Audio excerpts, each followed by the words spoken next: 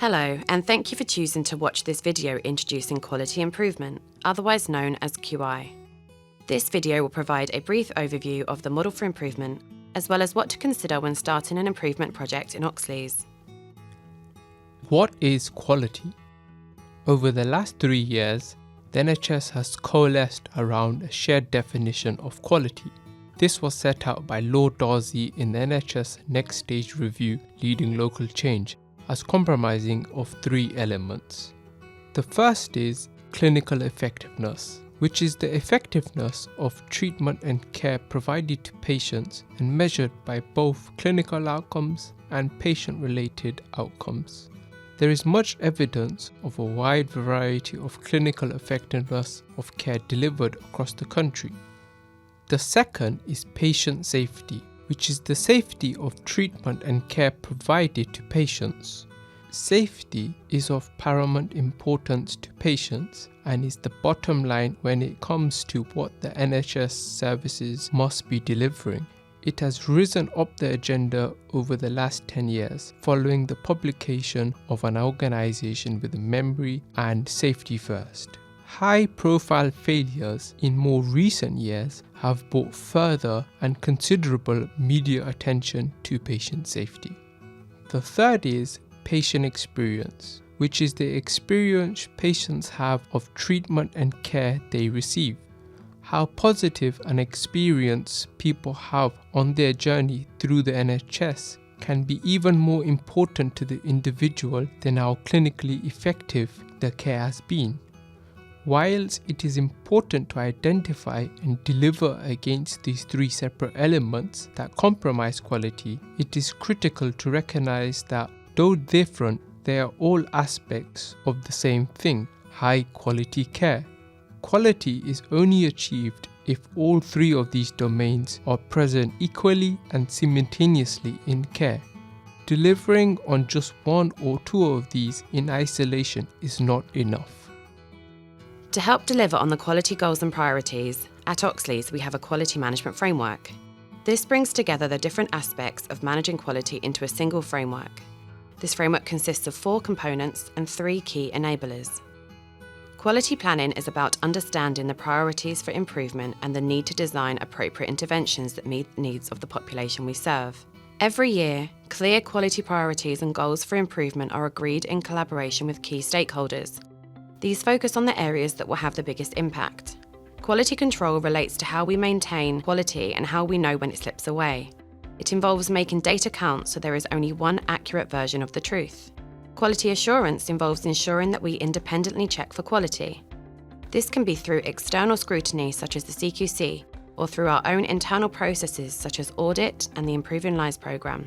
Quality improvement is about always looking for opportunities for improvement. It involves testing out changes and measuring results. In addition to the 4 key components, the quality management framework includes 3 key enablers that should run like a golden thread through all that we do.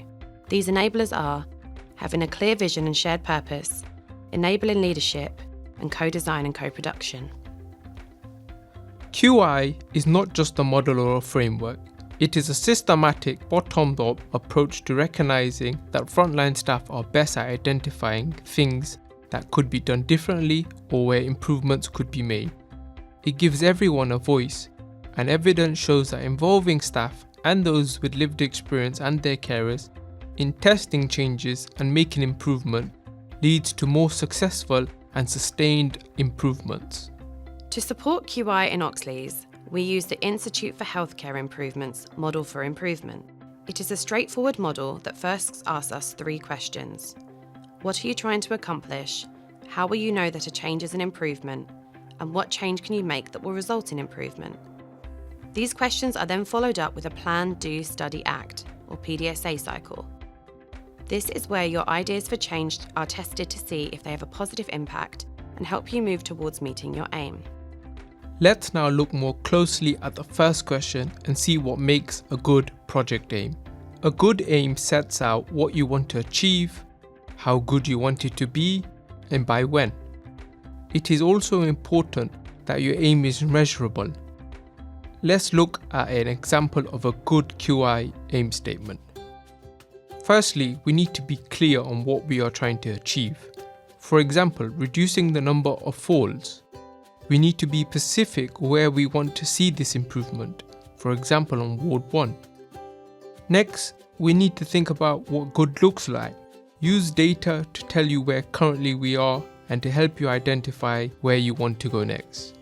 Lastly, set a target date for when you would like to achieve your aim statement. It is important to note that an aim statement can be updated or changed as the project progresses. Now we have our project aim, let's look at the second question and see how we can use data to measure progress against this. Measurement is a key part of testing changes, and the data tells you whether the changes you are testing are leading to an improvement. There are 3 types of measures. Outcome measures directly link to your aim statement and will tell you if your change idea is having a positive impact. If we think back to the reduction of falls example, the outcome measure would be the number of falls recorded over a period of time. Process measures look at other parts of the system that may influence your overall project aim. For the falls project, an example of a process measure could involve tracking how many falls assessments are completed. Balancing measures help you to look at the system from another angle and detect whether your changes are having an unintended effect elsewhere. One potential balancing measure for the falls project could involve assessing staff workload, ensuring that changes introduced are not increasing unnecessary administration time.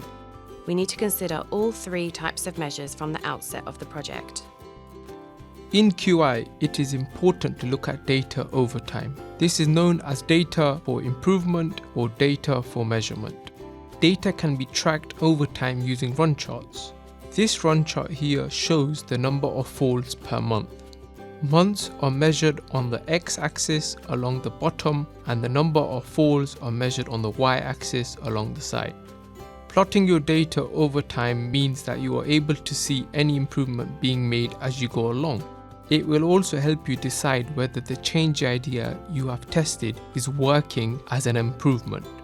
The dotted line that has been added to this run chart represents the median.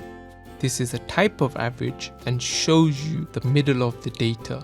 The median is used to determine whether changes are statistically significant in that the changes are due to something other than chance, or whether the changes in the data are just usual variation.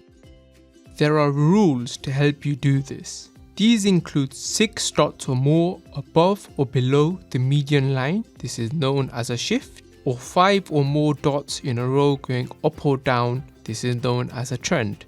In this chart here, you can see 6 dots below the median line that suggest our changes have not happened by chance.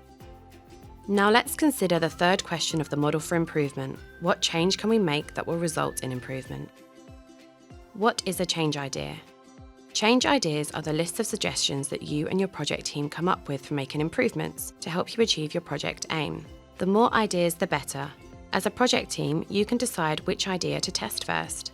Tests should be done on a small scale so you can see if they are successful before implementing them. There are many ways to generate change ideas, but first we must explore the problem. If we don't explore the problem properly, we can make assumptions, jump to conclusions, and implement changes that are not sustainable. Here are some examples of the tools that can be used to explore the problem. Your Quality Improvement Advisor can help you to select the best tools to use when you reach this stage of your project. Once change ideas have been generated, you can move on to testing your ideas using PDSA cycles. We have already mentioned that testing change ideas need to be on a small scale, generating just enough data to see if the change is making an improvement. The PDSA process for testing change ideas starts with planning. Planning is what you are going to test and how you are going to do it. And then you do the test, putting the plan in action and gathering data along the way. Studying involves learning from what the data tells us and how the test went. And then you act. You may act by deciding to adopt the change into practice as it saw positive outcomes, or adapting the test, making some changes to the idea and retesting, or discarding the idea if it was not successful and moving on to the next change idea. Without realizing, we are carrying out PDSA cycles all the time in our everyday lives. Once you carry out one test of change, you can move on to the next, and so forth until you have achieved your project aim. Testing on a small scale enables you to try something new and assess whether it has had a positive or negative effect on your team before you roll this out across the service. Sharing learning or spreading is the process of taking successful change ideas that have shown improvements and replicating that in other areas. At times, project teams want to start a project, but another team has already started working on the same improvement elsewhere, so it is important that we connect the dots to enable shared learning across directorates. When starting a project, it is really important to make sure you involve those with lived experience or their carers in the project. Without this, you wouldn't have all the information about the system you are trying to improve and may miss out on valuable information. Co-production in improvement projects involves working with people rather than doing to or doing for, emphasizing collaboration and shared decision making for better outcomes. The quality management team works closely with the involved team, aiming to co-produce projects where possible and take patients along your quality improvement journey. There is a variety of ways service users can get involved, so it is worth exploring this further with your quality improvement advisor at the onset of your project. If you would like to get started with a QI project, please reach out to the quality management team, who will happily signpost you in the direction of your quality improvement advisor. Together, we can improve patient outcomes, staff experience, and foster a culture for continuous improvement.